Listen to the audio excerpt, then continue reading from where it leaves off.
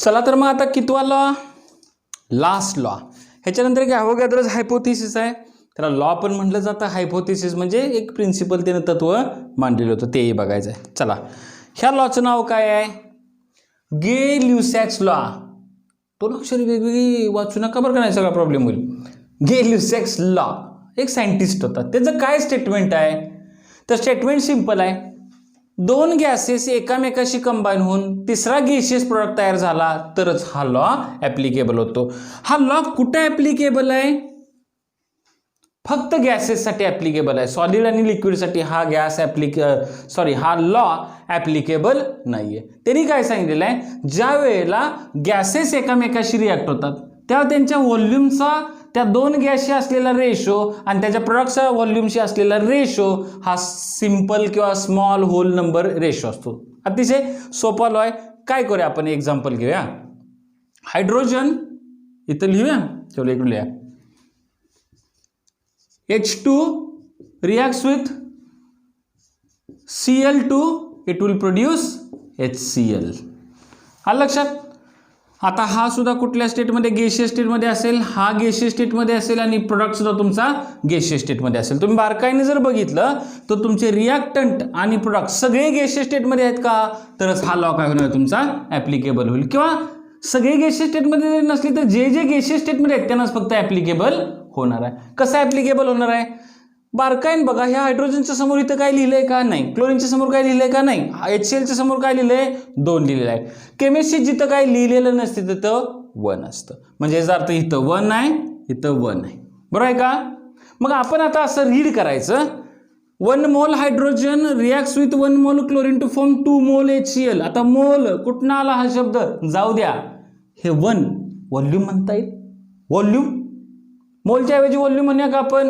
चलो, कसं?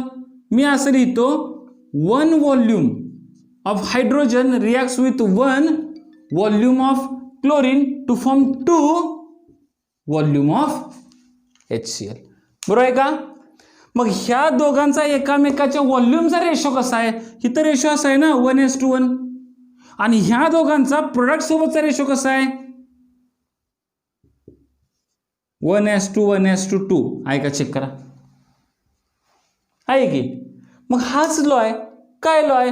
दोन गॅसेस जेव्हा एकामेकाशी कंबाईन होऊन तिसरा गॅसियस प्रोडक्ट तयार करतात, त्या दोन गॅसेस जे रिॲक्ट होणार त्यांच्या व्हॉल्यूमचा रेशो, त्या दोघांचा एकामेकाशी रेशो असू द्या किंवा त्या दोघांचा प्रोडक्टच्या व्हॉल्यूमचा रेशो असू द्या, हा सिंपल होल नंबर रेशो असतो. अतिशय सोपा आहे. म्हणजे काय? समजा तुम्ही 20 ml हायड्रोजन घेतलं, 1 व्हॉल्यूम म्हणजे 20 ml कन्सिडर केलं, तर हे किती घ्यायला पाहिजे मग सांगा?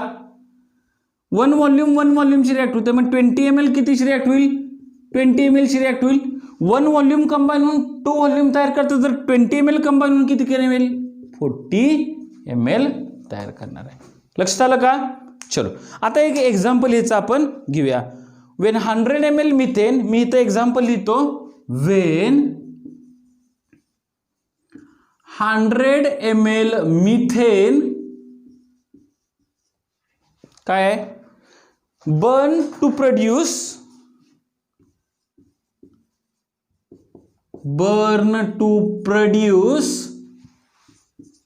CO2 and H2O. बरोबर आहे ना? कुठलाही कंपाऊंड बर्न केलं की कार्बन डायऑक्साइड अँड CO2 तयार होतं. त्याने असं विचारले, find the volume of O2 required and काय आहे? CO2 produced. काय केलंय बघा, थोडंसं समजून घ्या व्यवस्थित. तुम्हाला एक त्यांनी मिथेन दिलेला आहे. किती मिथेन दिलेला आहे? 100 ml मिथेन बर्न केले. What is burning? Burning means combination with oxygen. Oxygen सोबत कंबाईन केलाय, म्हणजे 100 ml मिथेन ऑक्सिजन सोबत कंबाईन केले, कार्बन डायऑक्साइड आणि वॉटर तयार झालं. तर त्याने असं विचारलंय, 100 ml मिथेनच्या कंबशनसाठी ऑक्सिजन किती लागेल आणि CO2 किती तयार होईल? पहिल्यांदा ह्याची रिॲक्शन द्यावी लागेल. मिथेनचा फॉर्म्युला काय आहे? CH4. बर्न करायचं म्हणजे ऑक्सिजन सोबत कंबाईन करायचं. काय काय तयार होईल? CO2 अँड H2O तयार होणार आहे. तुम्हाला रिॲक्शन पहिल्यांदा काय करावं लागेल, बॅलन्स करावी लागेल. कशी बॅलन्स करावी लागेल बघा, इथं 4 हायड्रोजन आहेत म्हटलं, इथं 4 करण्यासाठी 2 घ्यावे लागतील, बरोबर आहे का. 2 ऑक्सिजन इथं घेतले, हे बघा हे 2 ऑक्सिजन आणि हे 2 2 4 ऑक्सिजन, तर 2 2 4 ऑक्सिजन झालं की चालेल. चलो ही बॅलन्स्ड केमिकल रिॲक्शन झाली. बॅलन्स असल्याशिवाय, बॅलन्स म्हणजे काय, law of mass conservation applicable होतं इथं. रिॲक्टंटचं मास आणि प्रोडक्टचं मास कसं असणार आहे, इक्वल असणार आहे. चलो आता इथं काय त्यांनी सांगितलेलं आहे, जर आपण गे-लुसास लॉ पहिल्यांदा कंबाईन केला तर असं दिसेल, इथं किती आहे 1, इथं किती आहे 1, म्हणजे 1 volume of CH4 combines with the 2 volume of O2 to form 1 volume of CO2 and 2 volume of water. पण हे वॉटर जर लिक्विड स्टेटमध्ये असेल आणि हे तिघं गॅसियस स्टेटमध्ये असतील तर हे घ्यायची गरज नाही, वॉटर आपण कन्सिडर करणार नाही. म्हणजे methane in a gaseous state combine with oxygen in a gaseous to form CO2 in a gaseous state. Water liquid स्टेटमध्ये होते आणि मी मगाशी सांगितल्याप्रमाणे गे-लुसास लॉ लिक्विडला ॲप्लिकेबल होतो का, नाही ॲप्लिकेबल होत. चलो आता हे 1 व्हॉल्यूम, आता हे 1 व्हॉल्यूम म्हणजे किती, हे दिले किती 100 ml. आता गंमत बघा, मिथेनचं 1 व्हॉल्यूम असेल तर ऑक्सिजनचं 2 व्हॉल्यूम घ्यायचं, म्हणजे दुप्पट व्हॉल्यूम घ्यायचं. मग हे 100 ml दिलं तर हे किती होणार, हे म्हणजे कोण, मिथेन 100 ml दिलं तर ऑक्सिजन किती होणार 200 ml. आणि 1 व्हॉल्यूम जर CH4 बर्न झाला तर 1 व्हॉल्यूम CO2 तयार होत असेल, म्हणजे 100 ml ला किती तयार होणार 100 ml तयार होणार. सिंपल, सोपं आहे ना, आलं लक्षात. म्हणजे काय, find the volume of O2 required, 200 ml O2 लागेल आणि CO2 प्रोड्यूस्ड, CO2 किती तयार झाला तुमचा 100 ml CO2 प्रोड्यूस झाला. लक्षात आलं का.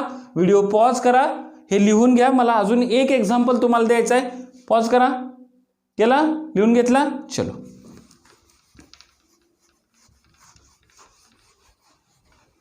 बघा आता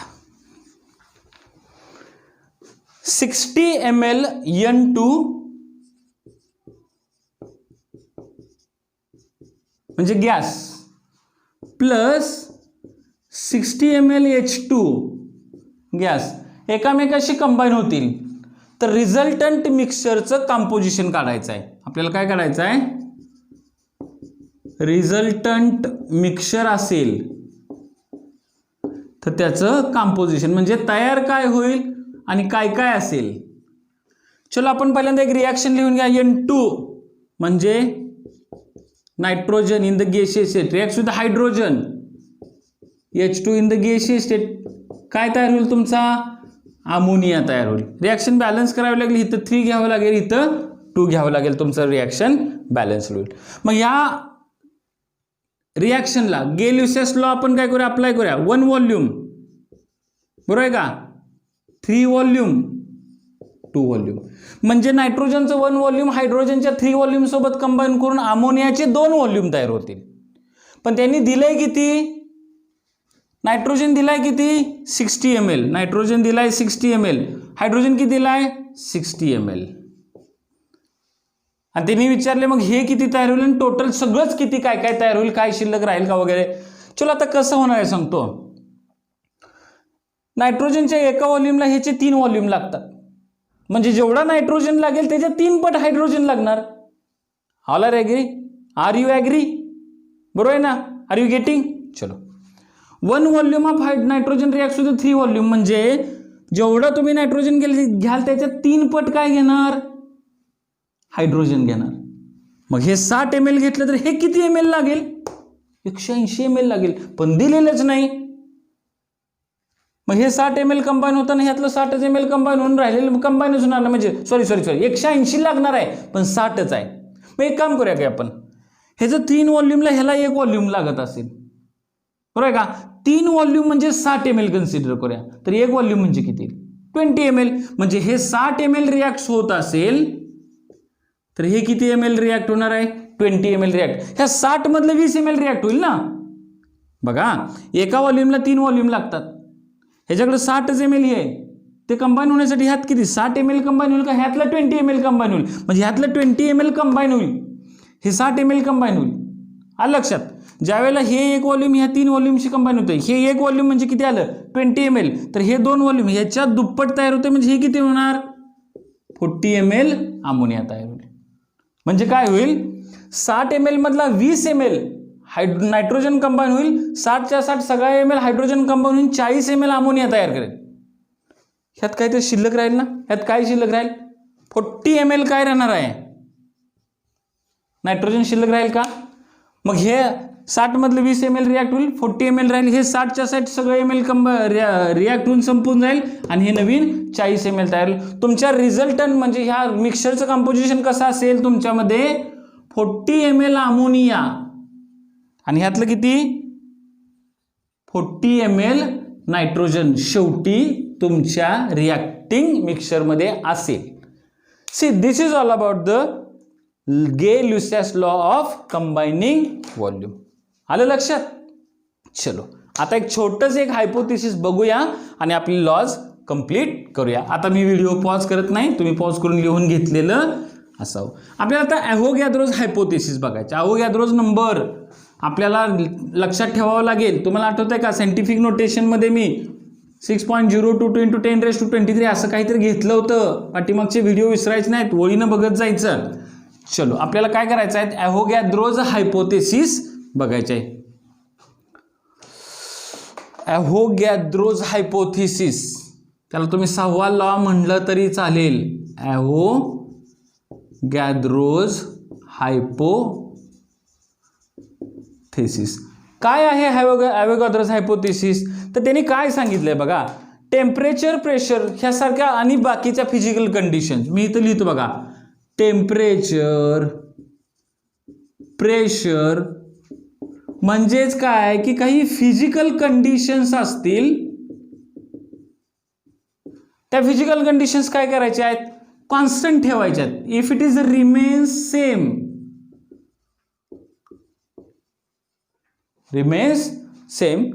then equal volume of काय आहे all gases contains equal number of molecules. Simple आहे. अगोदर लिहून घ्या, पॉज करून लिहून घ्या, मग आपण काय करूया बघूया.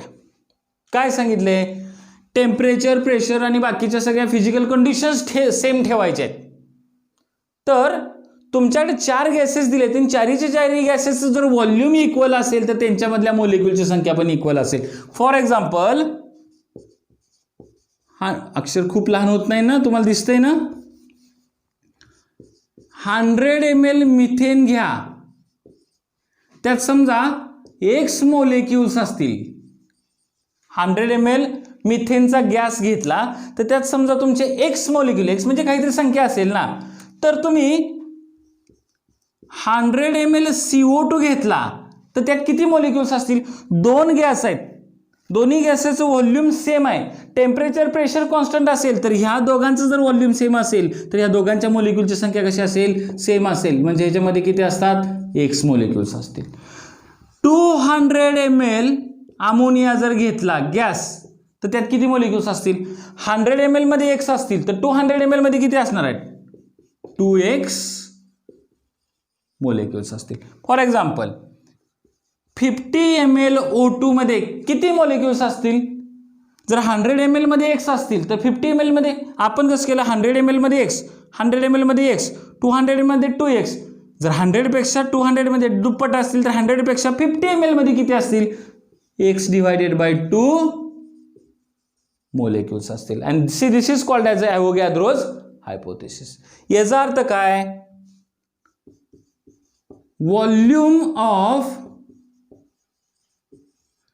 Any gas is directly proportional to the number of molecules of gas at constant temperature and pressure किंवा फिजिकल कंडिशन्स कॉन्स्टंट असतील तर गॅसचं जेवढं व्हॉल्यूम असेल तेवढे त्यात मोलिक्युल्स असतील. जेवढे मोलिक्युल्स कमी तेवढं व्हॉल्यूम कमी, जेवढे मोलिक्युल्स जास्त तेवढं व्हॉल्यूम जास्त. आणि सॉरी एकापेक्षा जास्त गॅसेस असतील आणि त्यांचे व्हॉल्यूम जरी इक्वल असतील तर त्यांच्यामध्ये असलेल्या मोलेक्युलची संख्या ही इक्वल असणार आहे. See this is all about the 5 laws of chemical combination and 1 Avogadro's hypothesis. मला अपेक्षा आहे की तुम्हाला लक्षात आलं असेल. याच्याशी रिलेटेड JEE नीटचे क्वेश्चन्स पण आपण घेणार आहे. व्हिडिओ पॉज करा आणि लिहून घ्या. Till then thank you. Good day.